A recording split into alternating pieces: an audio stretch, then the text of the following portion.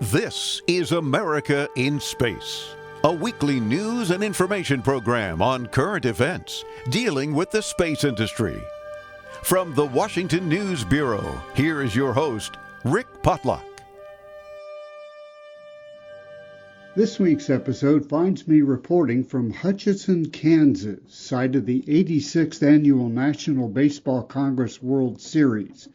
This is my 21st year providing media relations and official scoring for this storied tournament, which has featured players like Satchel Paige, Mickey Mantle, Tom Seaver, Roger Clemens, and Chipper Jones. But Hutchinson, Kansas is also home to the Kansas Cosmosphere and Science Museum, a Smithsonian Institution affiliate. Way back in 1962, Patty Brooks Carey, a lifelong lover of science, established the first planetarium in Kansas, literally in a chicken coop on the Kansas State Fairgrounds. From that humble beginning, the Cosmosphere, located next to Hutchinson Community College, has achieved international status. Besides a state-of-the-art planetarium and IMAX theater, some simply amazing museum artifacts exist here.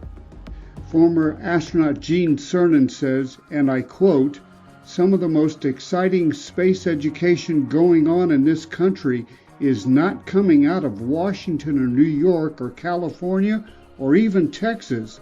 It's coming from a place out in Kansas called the Cosmosphere," end quote.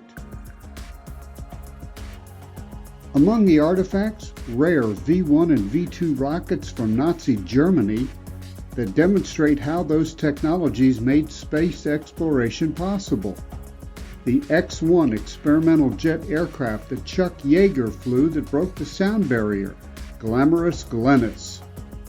Gus Grissom's Liberty Bell 7, the Mercury spacecraft. I was shocked at how tiny the spacecraft capsule actually is. The ill-fated Apollo 13 command module Odyssey, including the capsule door and the renovated work completed by a company called Spacewalks. There's also one of the 3 white rooms used for the launch of the Apollo mission. A display of all of the equipment that the Apollo astronauts took with them into space, and a console used by the ground control at the Johnson Space Center.